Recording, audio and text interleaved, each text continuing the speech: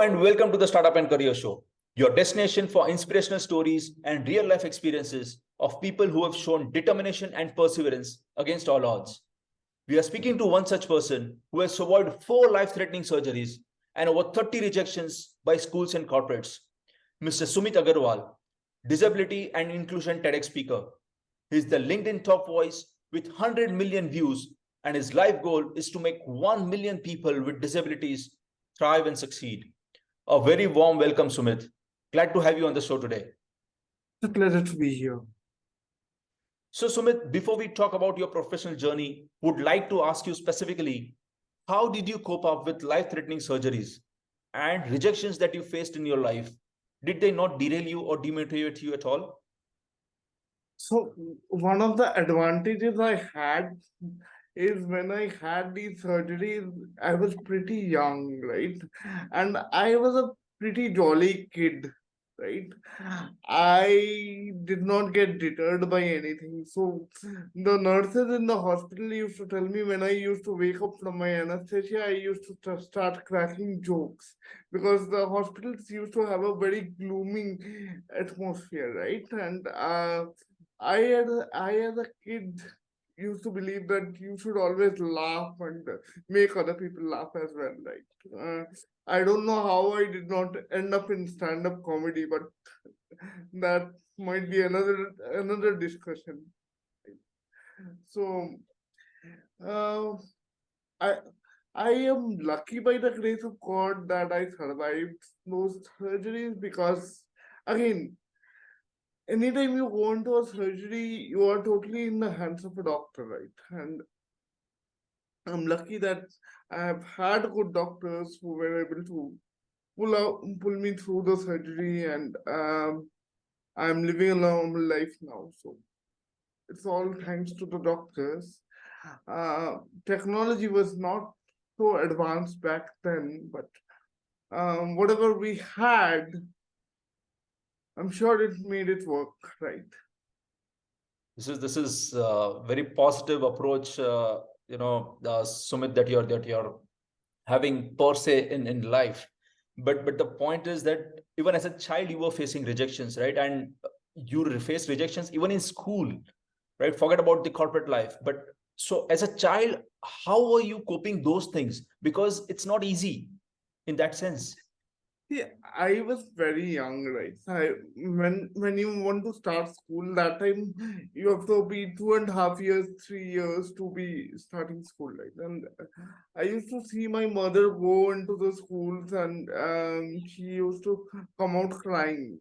And she was a very successful lawyer that time, right? She had quit her job just to go door to door, asking the schools, give my son a chance. I don't want him in special education schools. I want him to pursue mainstream education, and that's about it. Right? So I'm very lucky that I have had a mother who built up my foundations from the ground up, right? Because when you are young, you are not able to take your own decisions, True. and that's when parents come into play, right? They um, take decisions for you, and that sort of determines in which direction your life goes in, right? So the immediate surroundings when you are growing up, that must be positive and vibrant, because that determines your life to a large extent. And it was due to my mother's persistence and grit that I was able to study in a mainstream school. Wow, this is So this is superb. Hats off to your mother. yeah, she's a very strong lady, and I think I know where I get my resilience from. Right. True, true. But Sumit, you're indeed a true warrior. But tell me, how did you shape your life and career when you were being rejected from everywhere? So, was there a specific reasons that people were giving you while rejecting your candidature, even when you grew up, when you applied for See, jobs? see, when I was growing up, I had a very isolated childhood, right? And luckily for me, when I was in class 9 or 10, there came a thing called social media. That was the year 2004, right? 2002, 2003 or 4. That time there was a platform called Orkut, right? And that time there was no Facebook or LinkedIn or, such plethora of platforms like Snapchat and so many platforms now. TikTok is of course banned in India, but we have our own Indian short video platforms like Josh and other platforms. Right? But that time there was not so much plethora of platforms. That time there was only Orkut, and we used to have something called scrapbooks.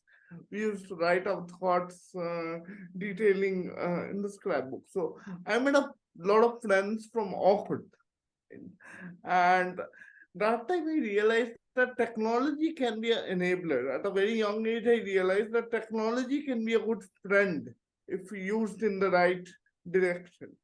So I made my own ecosystem. I made my own group of friends. I used to hang out with people. Like from that point, I had this realization that okay, as long as there's technology, there's nothing stopping you to go out in the world and do the things you want in a certain way, right? True, true. So when I grew up, I was rejected by a lot of jobs, and people they were telling me that wasn't fit to walk or stand, so I can't take up a job in marketing, right? But after my sixth interview, I said, "To hell with your jobs! I'll start up my own agency," and now I have clients globally from I don't know 6 countries maybe. Um, so that just proves, you don't need to leave your house to, you know, get clients or travel, especially after the pandemic, right? That opened up a whole new perception, as to say. Right? True, true. So I But ended up with 100 million views on LinkedIn, and you know how it works. very true, Sumit. But unfortunately, the challenges that you face, and I think people, especially with disabilities, continue to face even now. But glad that you didn't back out because of these failures and chose to fight and take it head on. But coming to the next point, specifically, in the overall context, and this I'm talking not only from an Indian context, but at a global level as well, that getting women participation in the workforce has been a Herculean task for the whole world. And I wonder what is happening at a disability inclusion level. So can you throw some light on that So, aspect? so if I talk about some statistics, right? 15% of the entire global workforce or the global population has some form of disabilities, right? Whether they are acquired or whether they are inborn disability, that's a different discussion altogether. But 15% of the global population has some form of disability or the other.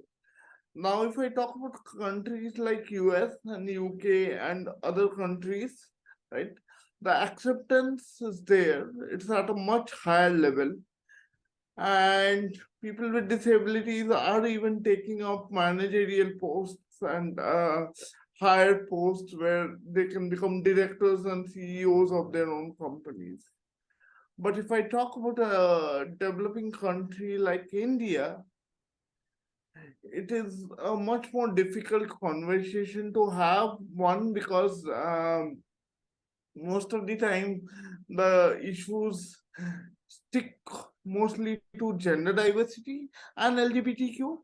So disability kind of comes last in the discussion when it's about a confidence or when it's about a talk. Disability is last on your agenda, right?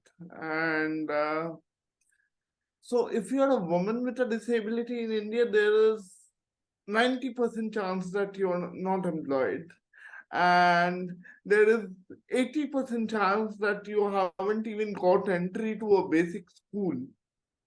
I'm not talking even about higher education, because see, most of the people with disabilities in India stay in rural areas.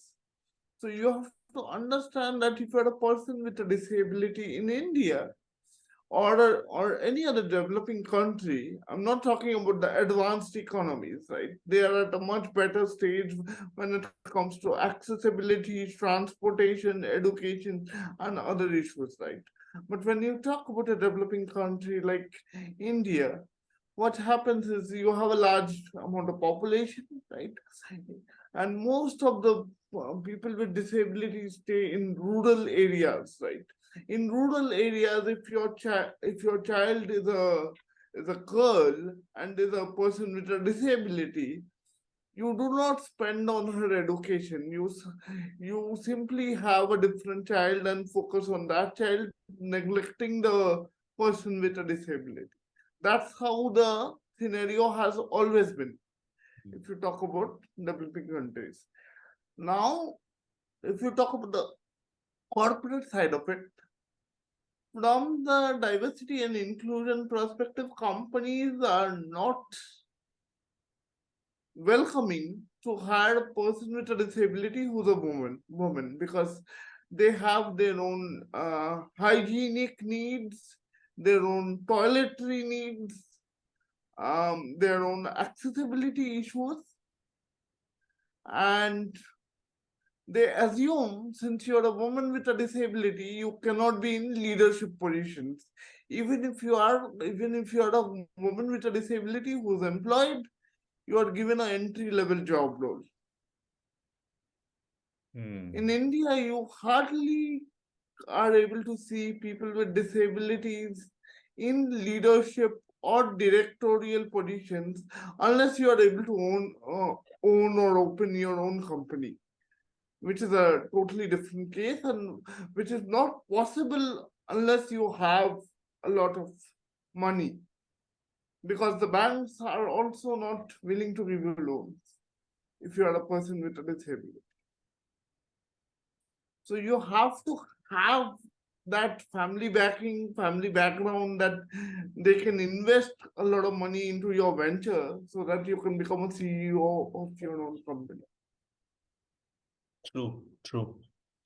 But Sumit, the fact is, many organizations have policies on inclusion in workplace, right? Now, drafting it on paper is one thing, but implementing it is, it's easier said than done. Now, you also touched based earlier about inclusion practices at workplace where disabled people are being completely left out. So even while formulating the policies, there, if they are left out, implementation will never happen. Within the policies, if we talk about policies, there are good policies in place, right? In terms of policies, there are good policies. The National Disabilities Act, the RPWD Act 2016, all of that is there in place. There are certain code guidelines from multinational companies to their Indian counterparts or subsidiaries to have those policies in place, code policies in place. But again, talking about it from a realistic perspective, I only see people with disabilities in entry level job roles. Now, if I bring out a different perspective, right? Suppose you are a retail store employee and you are not able to walk or stand, right? You are being given 25,000 rupees for working in the retail store. In a place like Delhi or Gurgaon or Bangalore, if you are given 25,000 rupees, and if you have to manage your medical expense, health checkups, doctor expense, orthopedic assistive devices, food, transport, all of this in 25,000 rupees in a city like Bangalore or Delhi. Realistically speaking, this is not possible given the inflation of gas prices, given the inflation of electricity bills, given the inflation of rent in cities like these. So even if you have a job and you are a person with a disability, your savings is almost zero, or you have to borrow from your relatives to survive.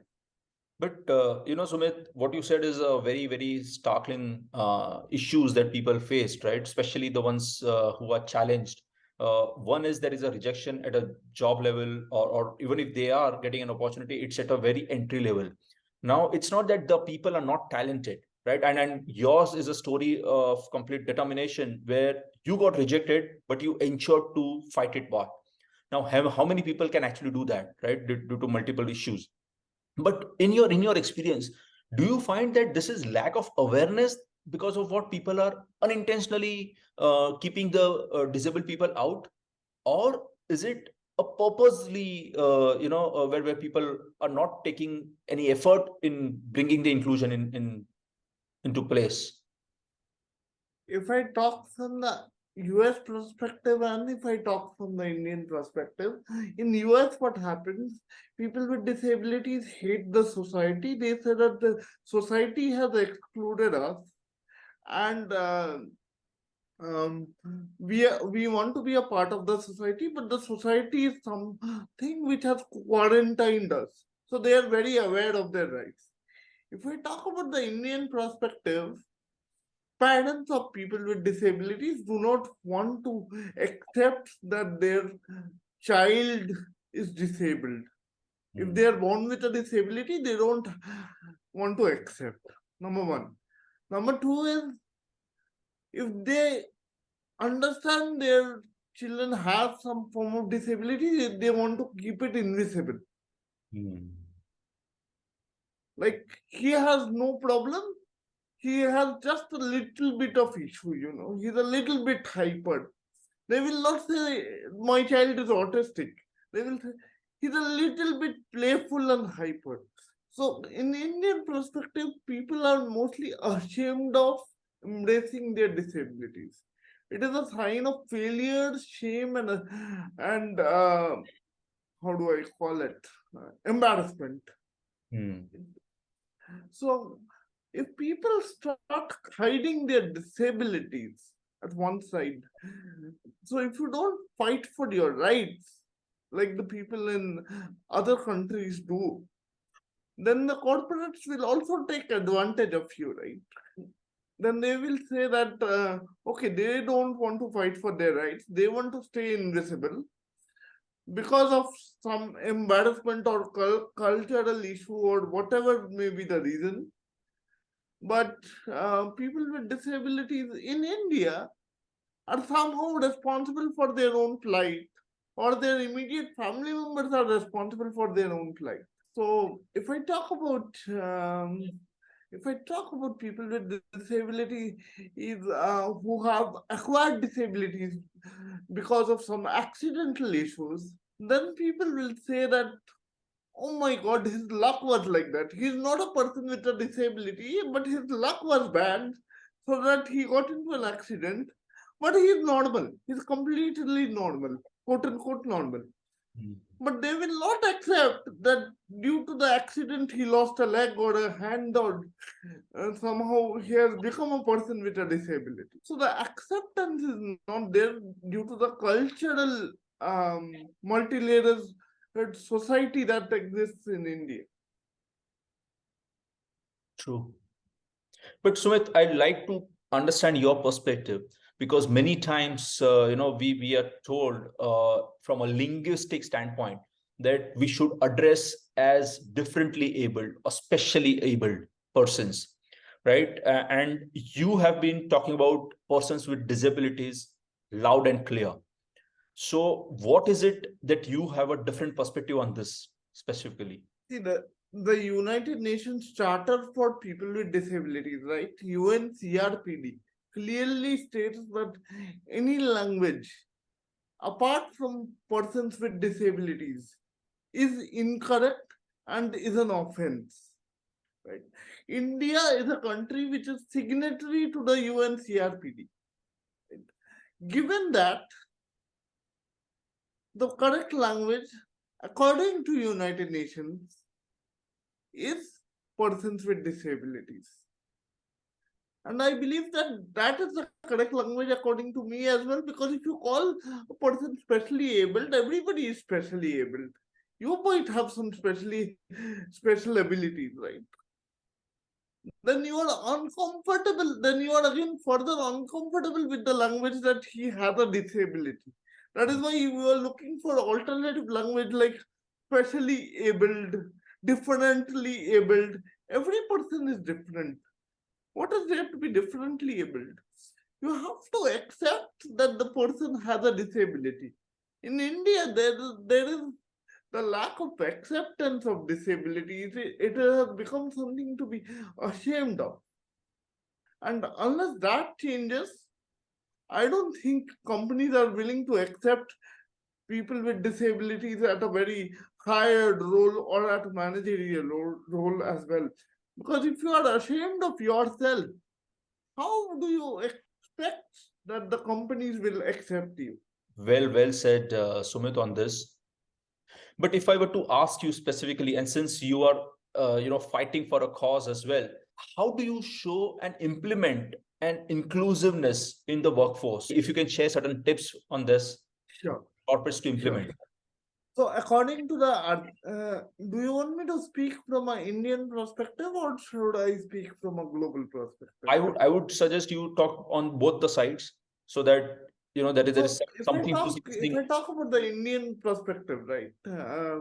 There, according to the Rights of People with Disabilities Act 2016, there are 21 types of disabilities in India, which includes dwarfism, autism, cerebral palsy, people who are visually impaired, people who are hearing impaired, people who are not able to speak, and other kinds of disabilities, right?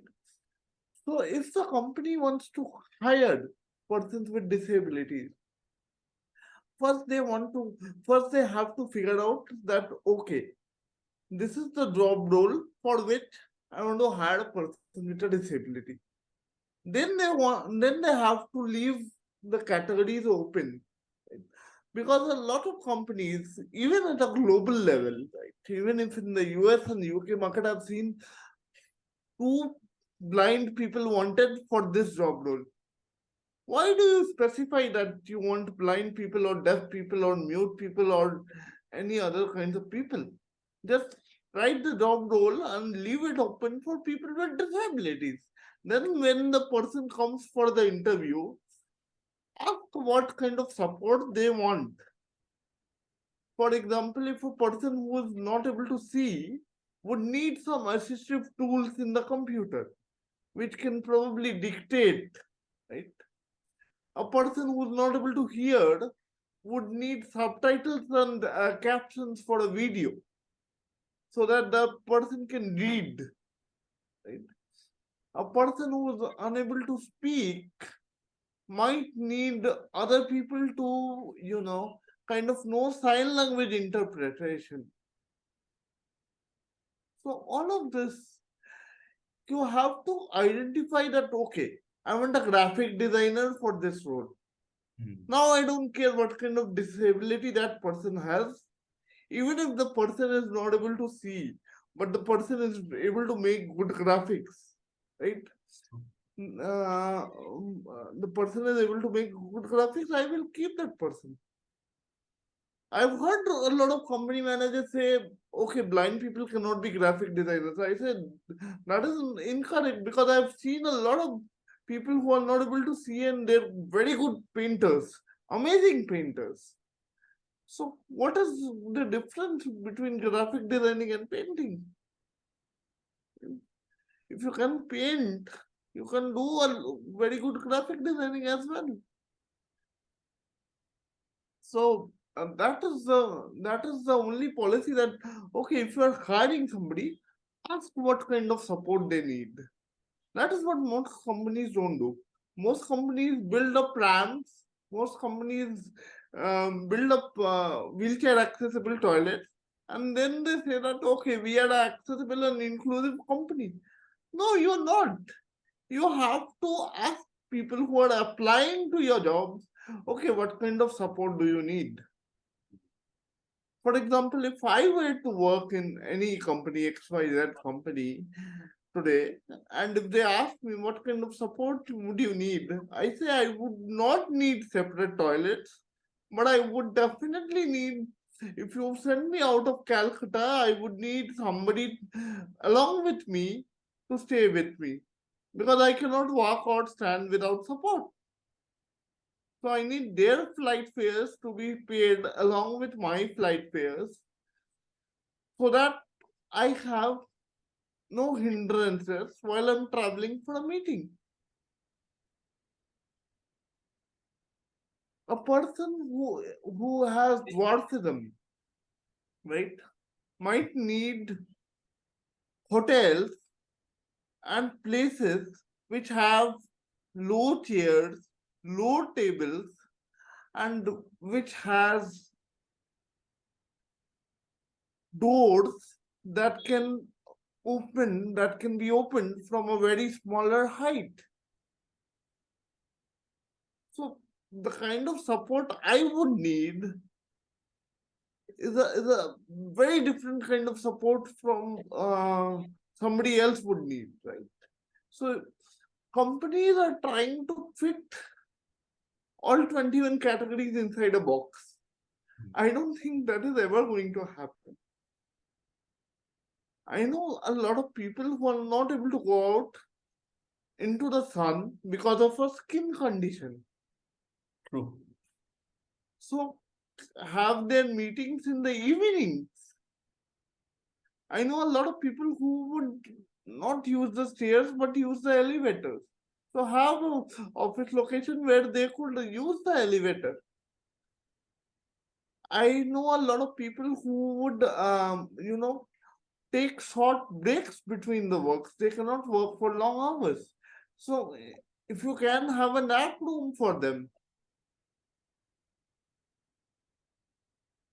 all of this is a part of diversity and inclusion. There is no one set formula fits all. I think basic DEI, I don't think we need to have so many conversations around gender issues, around equality, around equal pay, around microaggressions, because all of this, I think, is basic common sense. I think in the 21st century, somehow we as humans have decided that we will shut down our common sense. And this has led to so many problems. No, and moreover, I think, as you mentioned in the beginning, that almost 15% of the global population has some form of a disability. So, in a way, the world is actually missing out in utilizing the geniuses of these 15% of the workforce, and that's a sizable number. By 2050, this number will increase disastrously. I will tell you why. The water pollution is increasing, air pollution is increasing, and due to air pollution, the oxygen reaching your brain during your delivery or your pregnancy is lowering down. So all of this will add up, and it might be a sizable population which might have a disability in the near future. So if you don't make the world an accessible place, what happens when the major chunk of the population has some form of disability or the other? True. That means you will leave out a sizable chunk of the population, which will impact your GDP, which will impact your economy. All of this. True. Absolutely. So, Sumit, while you took up a challenge to fight it head on, right? And instead of you applying for a job after rejection, you said, I'll do it my way, right? So, can you talk about your journey of becoming a so-called LinkedIn top voice? But how did you start? Did you directly approach LinkedIn, or was it completely different that since you were comfortable with or I started posting about my journey and the things that I faced in the society day to day on LinkedIn. Somehow it became relatable with people, right? And people said that, okay, I am able to relate to whatever he is saying because somewhere somebody had a relative with a disability, somebody had a child with disability, somebody had a disability on their own. So a lot of people reached out to me, and they saw that the content which I made on LinkedIn resonated with them, and that's how somewhere I became a LinkedIn top voice, and now I've acquired a lot of clients, and I help them grow on LinkedIn as well. But that was never my intent. I just wanted a place where I could write my experiences, and LinkedIn turned out to be the perfect place to do that. Because I was rejected from so many jobs, and I heard that LinkedIn was a job platform, so I thought, why not document my experiences here? That's interesting, Sumit. But specifically, I want to talk to you about your goal of making 1 million people with disabilities thrive and succeed. What are you doing on that? And how do you intend to achieve this? Definitely, because see, again, if I just rely on people gaining jobs and employments, I don't think that is going to happen. A lot of people have to become entrepreneurs, and today's date, you don't have to have a lot of capital to start a business. I think even if you are into freelancing or gig economy, or if you are a content writer, graphic designer, social media advisor, strategist, you always enter the freelancing economy, right? And that is a blessing for many people with disabilities, because they are able to work comfortably at their own pace. They are able to pick and choose who are the clients they'll work with. So I think I will talk more about entrepreneurship, and how people with disabilities can become entrepreneurs, and how they can become freelancers, and how they can earn a living which will help them lead a comfortable and decent life.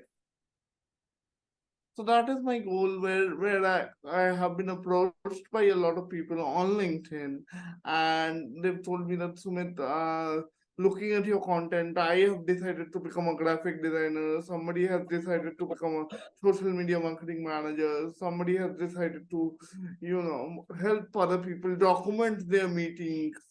Somebody has decided to become a virtual assistant to somebody. So all of these opportunities are there and available, and you can do it from the comfort of your home. And I believe if I keep repeating this same story again and again, I will definitely achieve my goal of reaching 1 million people with disabilities, and making them earn a living in some dignified manner. True, true. But Sumit, your life is full of determination and perseverance. But before you leave, any last advice that you want to give to people, especially the one with disabilities? I don't think I have to, give a kind of advice here. What they need is somebody to tell them that everything is going to be okay, and they need to embrace their disability instead of, deciding to stay invisible about it. The day they decide to do that, they won't need me or you or anybody to inspire them, right? Because a lot of people keep asking me, who is your inspiration, Sumit, and what inspired you to achieve whatever you have done today? And I say that, number one, I haven't achieved anything yet, right? The second thing is, if I don't wake up and inspire myself every day, I don't think anybody else can inspire me.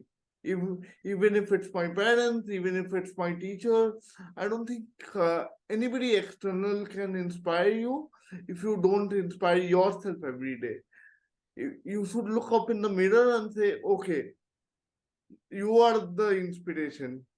So I am my inspiration myself, because you know it is your life. Nobody is going to stay with you for your entire life. Even your parents are not going to stay with you for your entire life, right? So if you don't inspire yourself, then nobody else is going to inspire you. So The decision has to be theirs that, okay, we will not be invisible anymore. We have a voice. The day you decide that, okay, I'm not ashamed of who I am anymore, that is the day you take control of your life. True, true. And this applies to everybody as humans, right? That it's the inspiration needs to be driven from within rather than just looking for some support outside. But Sumit, your journey is not only that you've been a warrior, but I think hats off to your mother as well, who've taught you these things, where you are able to take it up and in fact convince others as well to embrace disabilities and just go forward. On that note, thank you, Sumit, for taking out time today with us. It was lovely speaking to you. My pleasure. To all our listeners, thank you for joining us today. We continue on our mission of bringing more such inspiring stories. Goodbye, signing off for now.